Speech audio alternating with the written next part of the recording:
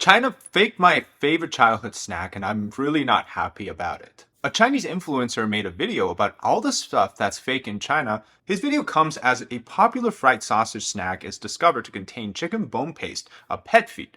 And let's talk about all the stuff that we know that China fakes. I honestly loved those sausages as a kid. I'm really sad right now. Also, we're going to talk about the reason why Xi Jinping was angry in one of our recent episodes. Now we know more details about it. And it has to do with how China arrested 2.4 million people on national security charges in 2023 alone. That's less than the 10-year total of the Cultural Revolution. And he was actually embarrassed by these data in front of 4,000 representatives. There was also a paragraph claiming that under Xi Jinping's rule, there was no rule of law, and that also made him angry. So his excuse was that they were leaking party secrets. Let's talk about all that today. Welcome to China Insider, I'm David Zhang. Just so you know that China can fake everything, almost everything. Specifically with food, it's usually made up of chemical additives and preservatives. Tastes really good, but it's not quite healthy. Since I was young, I loved to eat this fried sausage on a stick after school. It was like a really cheap snack you could get.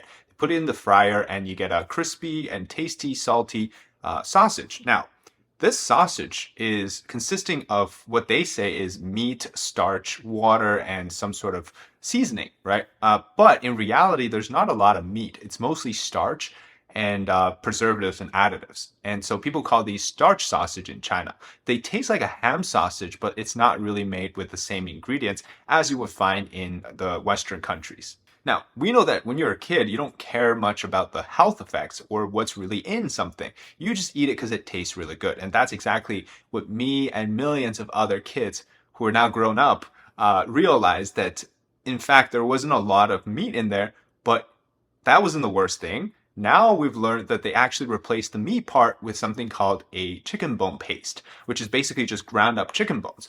But the fact is that particular paste is a pet food. It's not a human food.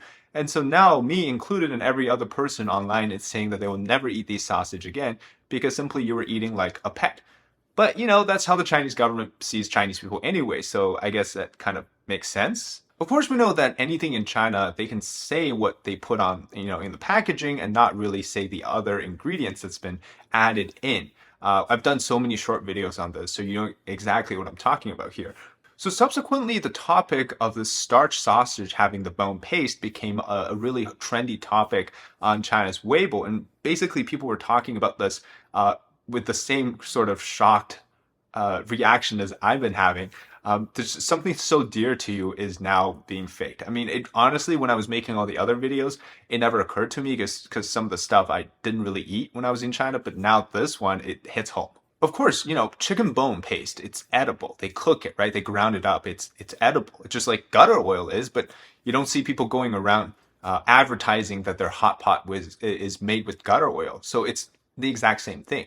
Now, after this news came out, which was, again, on March 15th, many of the advertisers for particular sausage brands started to put on their little advertisement that this particular sausage doesn't contain chicken paste. And then a video blogger posted a minute-and-a-half video basically making fun of all the stuff that were exposed as fake in just on the March 15th date because there was a gala which was dedicated to exposing fake stuff in China. And here's some of the stuff that's really funny, but he opened the video with this. He says, "Westerners, do not worry." What he's basically saying is that all of the stuff that's fake and all the stuff that's people lying to people, that's going to destroy the country before any external forces even come in. So I put the translation at the bottom, and here, let's watch it together. 其实西方不用着急，我们自己就能把自己弄死。你再给点时间。早餐亚硝酸盐腌制长寿雌性猪肉，跨界扮演大蠢驴，配香精调制豆浆。午餐彩虹碗盛泰国香米饭，配梅干菜扣血泊淋巴结子甲状腺。喝一杯烧仙草，烧仙草馊了那能吗？人家员工沏给我尝完了递给我的，你要馊了的话你就告诉我了。谁像你心眼那么坏呀？你那是下象棋把棋子吃了，一脑袋泡。晚餐火锅涮合成牛羊肉，配上甲醛鸭血，再喝点酒精勾兑的特供酒，哎呀，舒的。宵夜整个淀粉肠，再找吧点烂水果，切下来的边角料，整个果盘子，主打一个化腐朽为神奇。透过不防火的防火玻璃，是吧？看着那个不灭火的灭火器，那叫一个惬意，作死的一天就完美结束。但我都吃淀粉肠了，你给我搞什么油呢？还有谷泥，厂家都说了，那玩意儿是给狗吃的。闹半天，我们一直在这儿吃狗食呢。Now, there are many other references in its video other than the sausage one. They all come from the March 15th Gala, which is dedicated to exposing all the fake stuff in China. Yeah, there's so much stuff in China that you actually need to dedicate a day, a night, a special event, right? That's basically what it is. It's like a fiesta or a carnival of just fake awards for the worst thing possible. So, in the comments, people are saying, David, well, look, China doesn't just fake everything. They got some good stuff, high quality stuff. I'm like, dude, have you seen this? They literally have a gala dedicated to this stuff every single year. So this year, some of the honorable mention, one of the top one, I think most disgusting one, is something called pre-prepared meals. Now, I've done a video on this already, but one of the I guess you would call it the cuisine of this pre-prepared dish is something called pickled cabbage with pork belly. And so this dish is very popular in the South, right? It's made with pickled cabbage, sliced pork belly.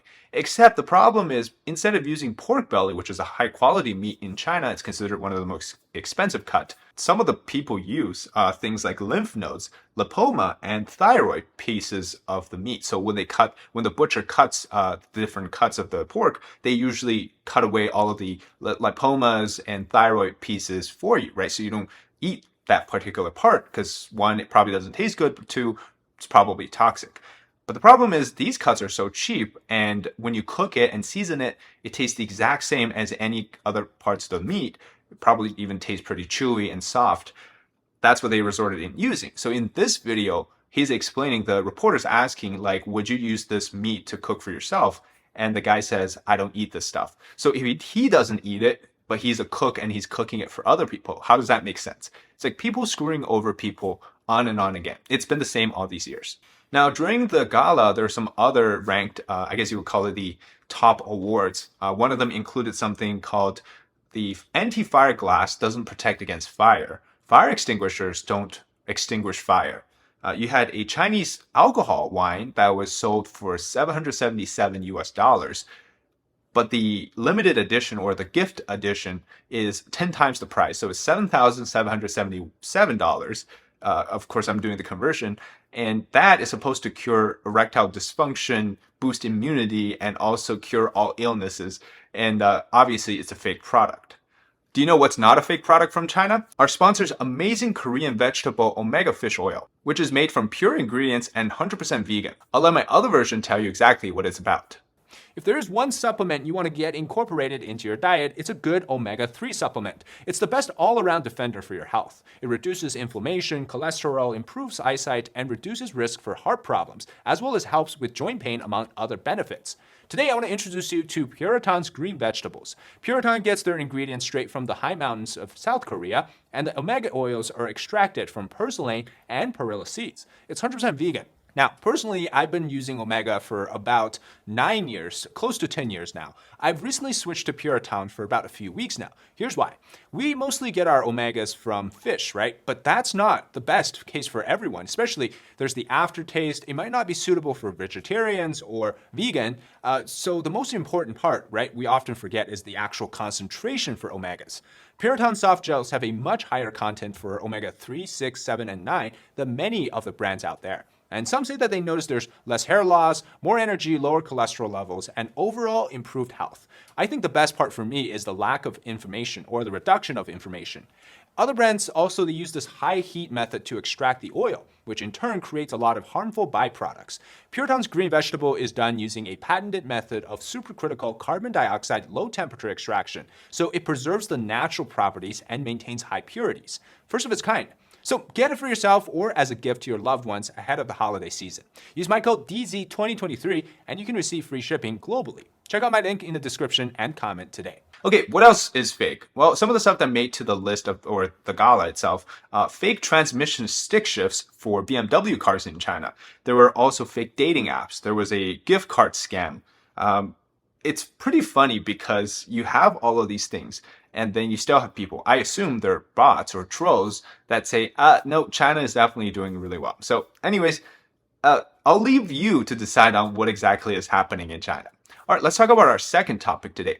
Now, in our previous video, we had done something analyzing the pictures that were taken from China's annual two sessions meetings, which Xi Jinping was seen visibly angry. Now, back then, we didn't really know a lot of details, which we now know from internet users detailing what exactly led to Xi becoming angry.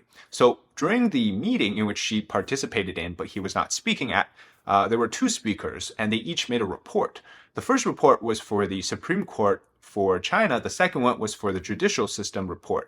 Now, during the first speaker, two of Xi Jinping's goons, they're his close aides, started to chat among each other and pointed out some stuff, which then Xi Jinping got to take a look over. Now, basically what happened was, on one of the report, they had a data line that said, during the entire year of 2023, there were about 2.4 million people that were arrested or charged over national security concerns. So what basically that means is that 2.4 million people in China, just in 1 year, were charged over something that's a concern to national security, aka Xi Jinping's stability. Obviously, no other country really has that charge. It's very apparent in China. But this is the hilarious part, because within the span of 10 years of the Cultural Revolution under Mao Zedong, the total number of people arrested officially was 2.3 million people. In other words, Xi Jinping was offended by the fact that this was made public, that within 1 year, which is last year, they made more arrests than the total, that 10 years for the Cultural Revolution, by over 100,000, right? So 2.4 versus 2.3 million. Not only that, next part comes where they pointed out there was a paragraph in which says that people should rely on the protection from the judicial and justice or the legal system, right? Which means that people should have the protection of the rule of law. And this actually also made Xi Jinping angry, because he would have liked the line to be said as people should expect the protection coming from the party, aka coming from Xi Jinping himself, as he's the only person in China who is apparently above the law. But of course, the CCP, even themselves, they have to put up with the formality of the government, right? The separation of power between the government, the party, and the judicial or the Supreme Court, etc. Except by doing this, it really backfired. So this whole thing was supposed to be like attributing the success of China to Xi Jinping, but it turned into a disaster for the people that were presenting this data. And this led to Xi Jinping publicly scold in front of all the people attending this meeting the chairman of the rubber stamp legislature, Zhang. So the report of success was trying to praise Xi Jinping for how much, our great glorious leaders' achievements were, and how many people we arrested to defend against his, threat to his power, right? Look at this, 2.4 million people were trying to remove you from power. We protected you. But what that looked like from the outside was that, oh my God, you literally just exposed our secrets. Because even, I guess, the most evil, brutal dictators, they still want to maintain a peaceful, loving image among the people. Imagine what would happen if people heard that, oh, by the way, in just 1 year, we arrested 2.4 million people. For what reason? Well, they were attempting to overthrow Xi Jinping. And that does not look good on paper. So it's basically an unintentional slap in the face for Xi Jinping, even though they were trying to praise him. The report also had a line which I believe really just kind of threw the entire thing over the edge, was that it says private businesses need to rely on the awakening the legal system to protect its advancements and growth. What that basically means is, to Xi Jinping's years, is that over the 10 years that he's been in power, the legal system has been asleep. How is that possible? That under him for 10 years straight, that apparently the private enterprise could not rely on the legal system to their aid or to their support. That, of course, is also a big no-no for Xi Jinping. It just sounds like he was useless. He was pointless. He didn't do anything about the judicial system. And so over all this, he basically says that whatever was reported in those 3 lines, the data, the 2 paragraphs, they were leaking party secrets, right? That, in other words, he was embarrassed that such things were said in public. So imagine if you're one of the 4,000 delegates sitting inside the chamber or the big hall, and you hear this, right? You're laughing on the inside. Of course, if you laugh on the outside, you'll be dragged away to the gulag, but you're probably pretty embarrassed for him. So depends on how you look at this. This is the first time in which we've seen into the glimpse of how the CCP has I guess you would call it, reshaped itself over the past 10 years versus what it was doing during the reform and opening up era, which was supposed to be this collective leadership, right? Now it's reverted back to that one man above all. So it's a king and servant relationship rather than sort of an equal circle of leader. And I think we're more and more aware of the fact that Xi Jinping is not afraid of telling the world that he is above everybody else within the party, and in turn, he has all the power. And they're abandoning the mask behind this totalitarian system. Before it was seen as we are a pseudo democracy. Now they just simply don't care anymore. And I think that's really marked the end of this chapter. And we've all seen how much that wonderful, this one man rule has worked out for China in just the past 2-3 years. And so this is clearly an embarrassing moment for him. And now we know why he's angry. All right, that's today for the episode on China Insider. If you enjoy the content, leave a like, comment below your thoughts, and subscribe to our channel. And also check out Priyatang, our sponsor's amazing product, link in the description. All right, until next time, bye-bye.